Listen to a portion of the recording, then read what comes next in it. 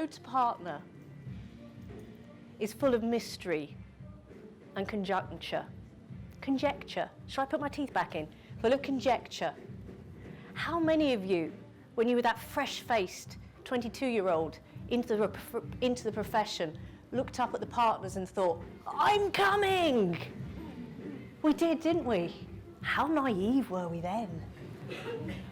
But the road to partner, it's long, it's winding, and sadly, many people don't make it. So what I'm going to do tonight is shine a light on what you need to do to make partner. I'm going to be answering some questions. So where are you, Joel? I will be answering your question. What is probably the biggest thing that you need to do to make partner? Where's Natalia?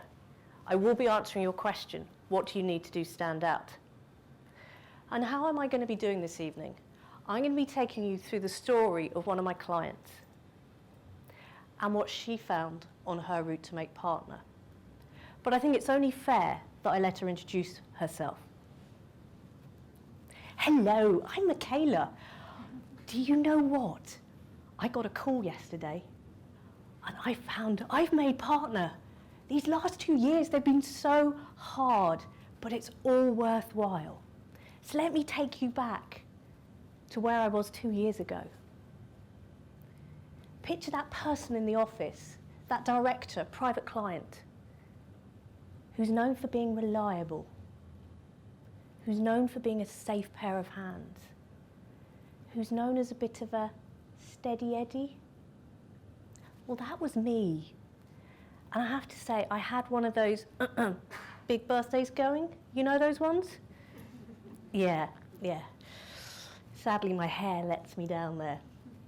And it was on those big birthdays, and I thought, if I don't do anything now, it's now or never.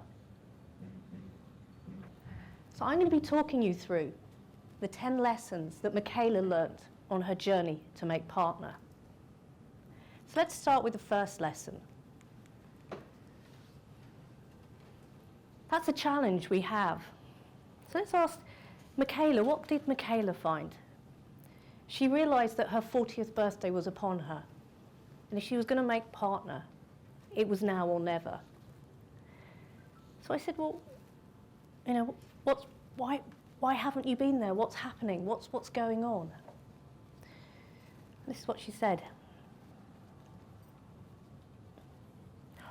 I keep meaning to do something about my career. You know how it is. You have your appraisal, you talk with your partner, and they say, what's your career plan? And you think, I don't know. But you have to have that conversation, and somehow my career never quite happened. In between the family and the work and my clients, there was just never enough time. And I'd set a January New Year's resolution. I'm going to make time for my career. But before I knew it was March and I hadn't done a thing. So that's the first lesson that you need to learn. That if you're going to make partner, you need to commit to your career. So what do I mean by committing to your career? I mean have a plan. So how many of you have a career plan? Some brave souls going, don't shoot me now. You know, have a plan. And when I say have a plan, I'm not talking about that tick box exercise you do in appraisal. I'm actually meaning that you've got a plan for yourself that you're working towards. And I know my coaches here in the room will tell you the ones that really seem to make it are the ones that commit to their career. They put time, they put effort in. Because the reality is that when you're a senior manager, when you're a director, you have a full-time day job and more. And then you have another job to make partner. And you need to treat it with the respect it's due. That means putting time towards it. That means treating it as if it's a client. The people that we know that are really successful put time in their diary every week for their career. And I mean every week. I'm talking about a couple of hours, potentially on a Friday morning, that you blank out for you and your career. Because what you'll find is if you don't, 3 months will go past, And you're like, whoa, where did that go to? So the first lesson that Michaela had to learn was to commit to her career. Now, she got a coach, which is a pretty, shall we say, that's a big step to committing to your career. I then asked her about, what did her partners say to her? How did they view her path to partnership? And this is what she told me. I keep trying to get them to talk to me about partnership. What do I have to do? My numbers are good. But whenever we have an appraisal, they just don't seem to want to talk to me about it. It sort of gets brushed under the carpet a bit. Yeah, it does. And now I've stopped talking about it, and I'll just do my job. It happens, doesn't it? So I asked her, what actually happens when you have an appraisal? And she told me that when I go in, I said, look, I've done a really good job, my numbers are good, I'd like to make partner. How many of we do it? We kind of basically say, I've been a good boy and girl, I've done everything you've asked me to, I'd like to make partner, please. And I said, that's the key mistake you're making. Making partner is not just another promotion. This is where your partners trust you enough to give you a slice of the firm. It is not another promotion. That means you need to think, feel, and act like a partner. That means a mindset shift. So what did Michaela do? We coached her before her next appraisal. And I spent time with her, helping her do the ask. So she didn't ask to be made partner. What she did was she pitched a mini business case in that appraisal. She talked to them about an opportunity that they were lacking in their family business unit, that they weren't really in there as a private client tax team. And she showed them some numbers, she put a bit of figures on the table, a bit of a mini business case, and she said, what I'd like to do is pursue this opportunity to create a business case for me as partner. And that was the moment that her partners started to take her seriously.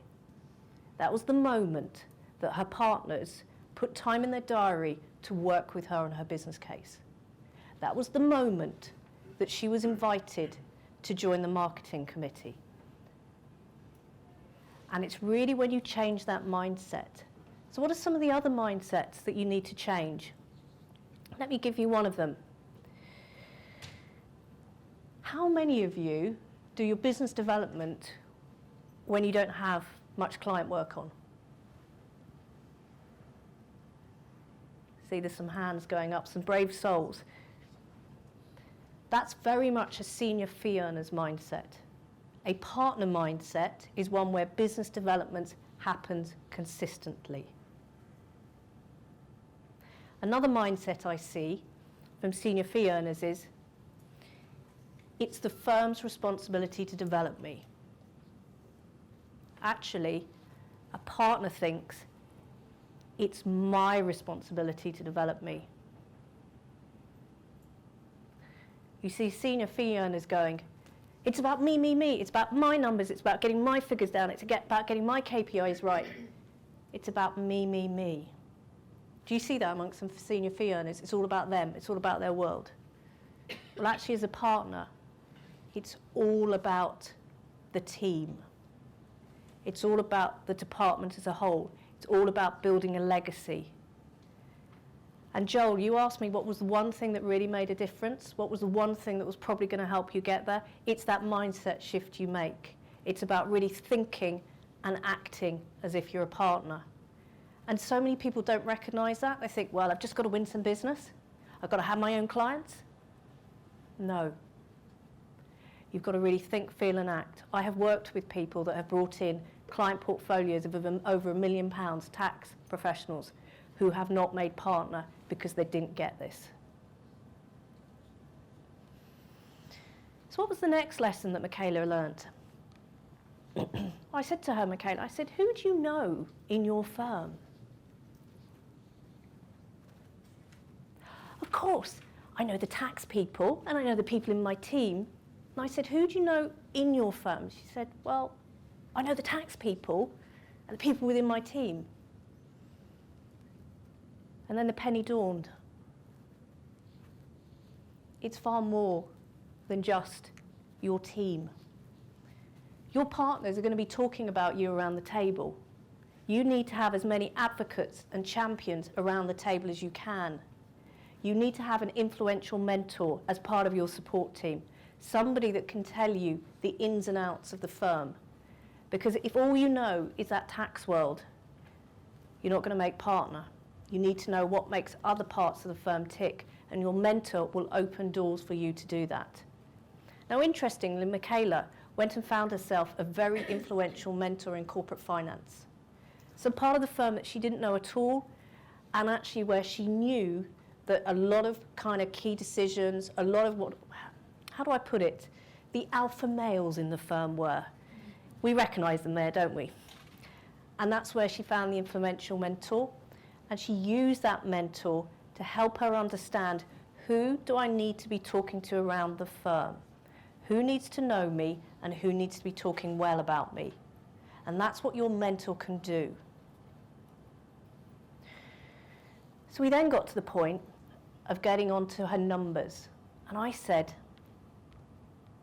how many clients do you have? She said, I've got loads of clients. Loads of clients. And I said, how many clients do you have? She said, oh, well, they all come from me from my partners. I said, well, that's got to change. She said, well, why would they send them to me? I'm just a private client specialist. And that's when I told her the story of the pink car. Do you want to hear the story of the pink car? So let me tell you the story. Are we sitting comfortably? So I slammed the car door. And I thought, no! And I had fear pulsing through all of me. What had I let myself in for? I was about to drive 240 miles, spend 6 hours in the car with a 3-year-old and a 4-year-old. Does it get much worse than that? And to make matters worse, I had to drive down the M1, the M25, the M4, and the M5 in peak holiday traffic. So let's look at the bright side.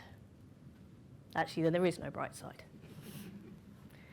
My kids were at the stage where they did not sleep in the car, so I could not rely on them being asleep for it.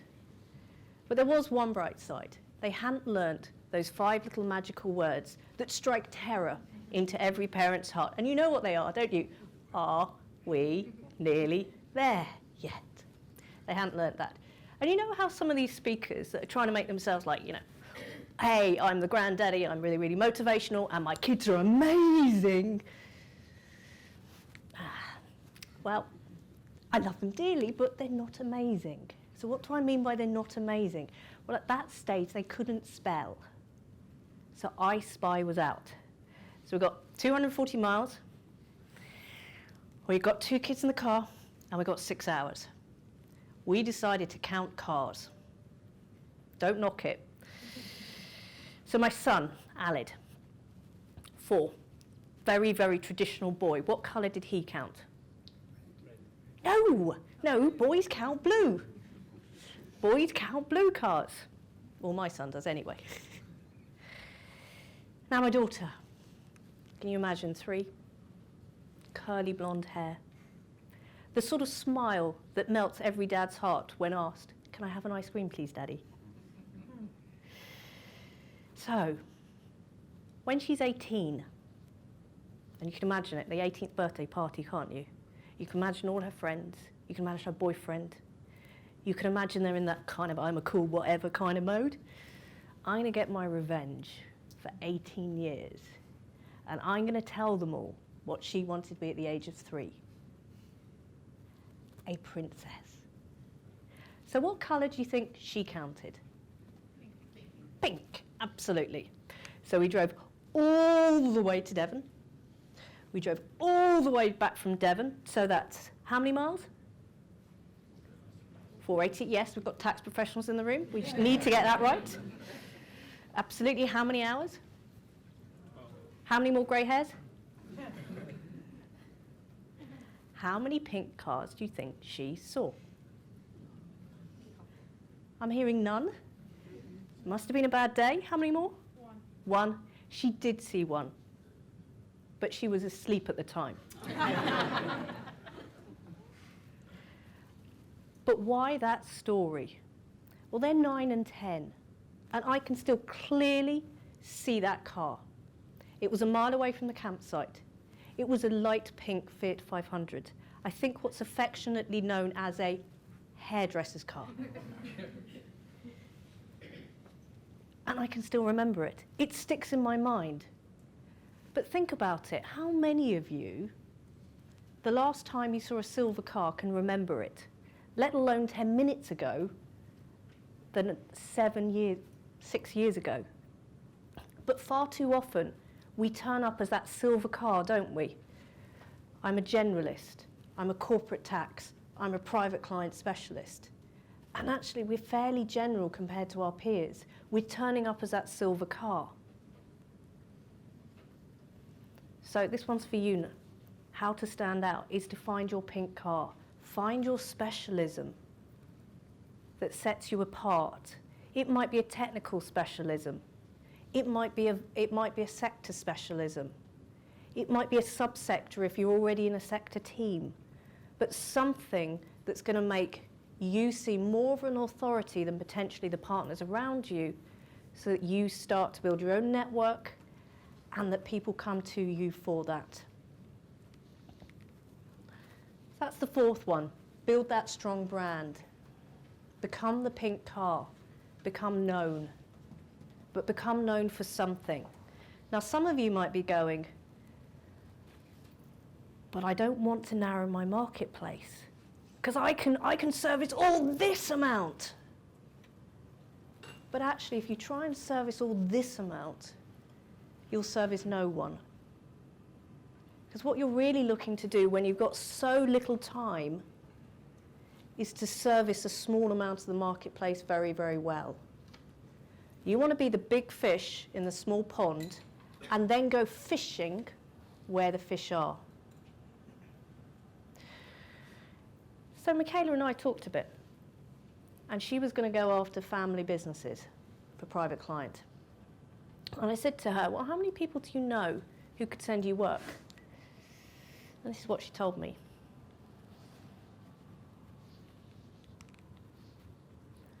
Ooh, well, I worked with them on that job, and I worked with them on that job, and I wonder if these clients could recommend me. No, I don't really know that many people.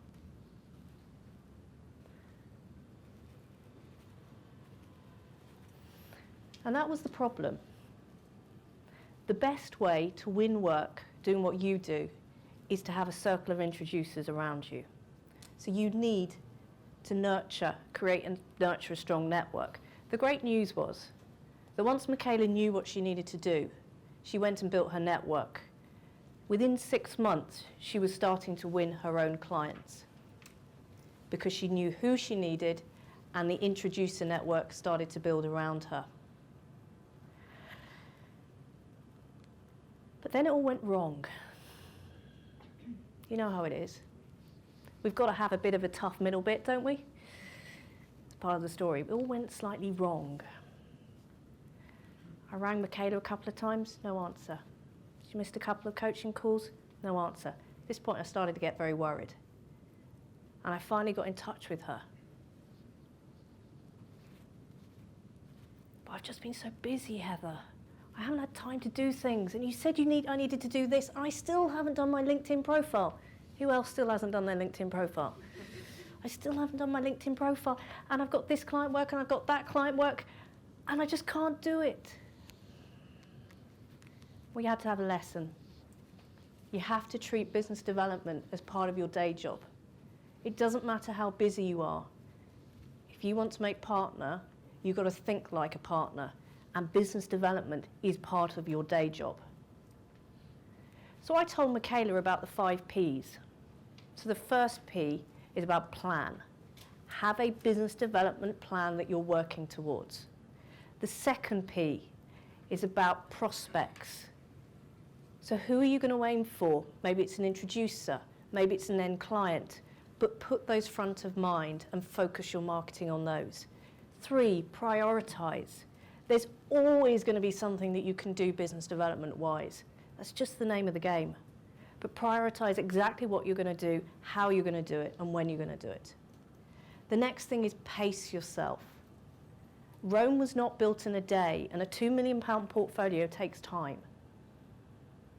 And then the final P is about push down. You know, how much can you delegate down to others to build the team up beneath you to give you time to do this stuff?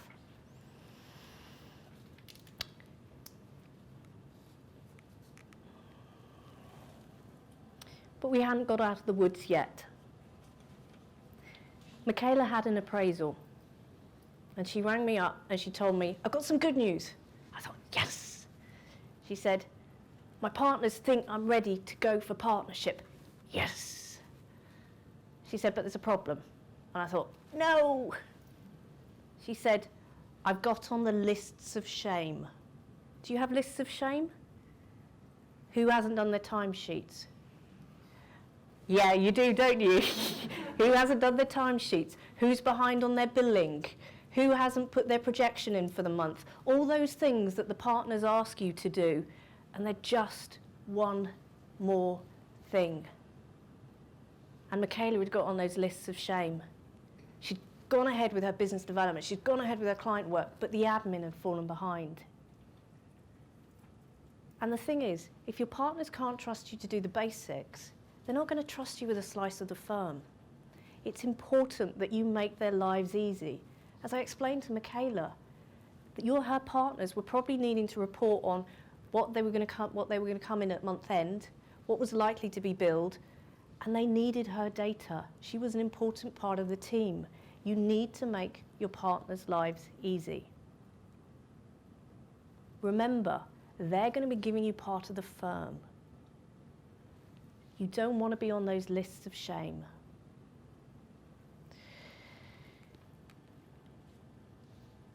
We then had a bit of a meeting. She actually called me in and said, I'd like you to sit there while I talk to my sponsoring partner. I thought, oh, this is good.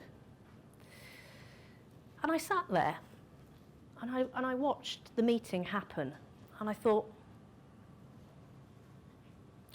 something's not right here. It was a bit of a cosy chat.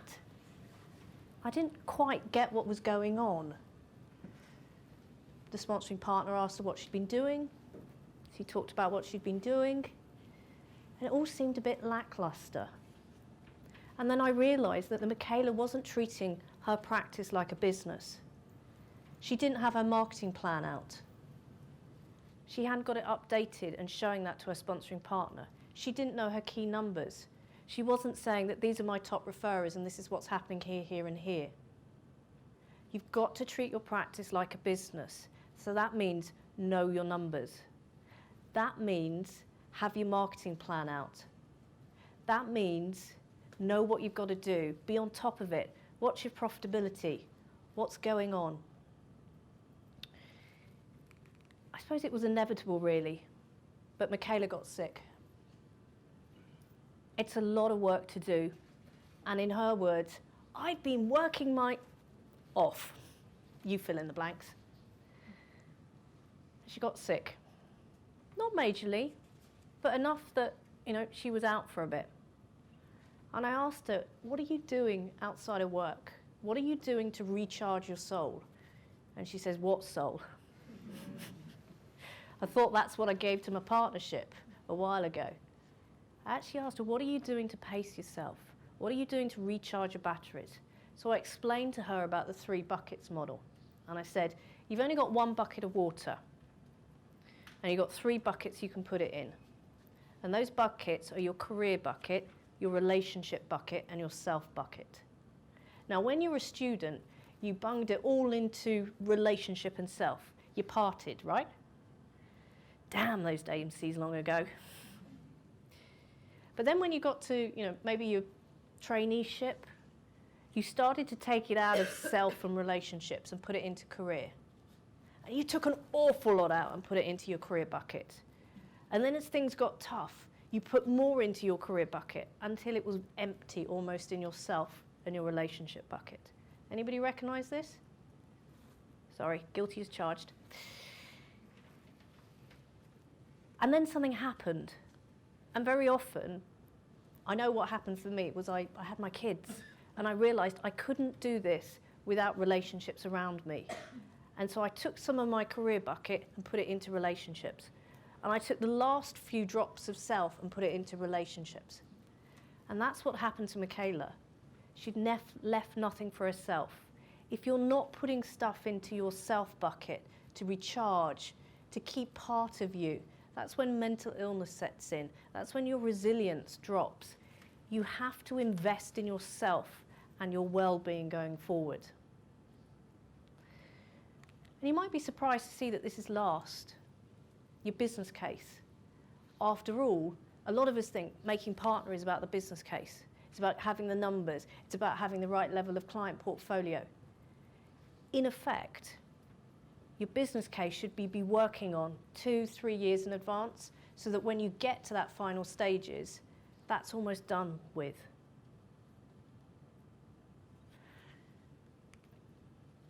So here are the 10 lessons that Michaela learnt. Have a look down. There'll probably be a few that really resonate for you and your own situation. And do just take a moment to jot them down.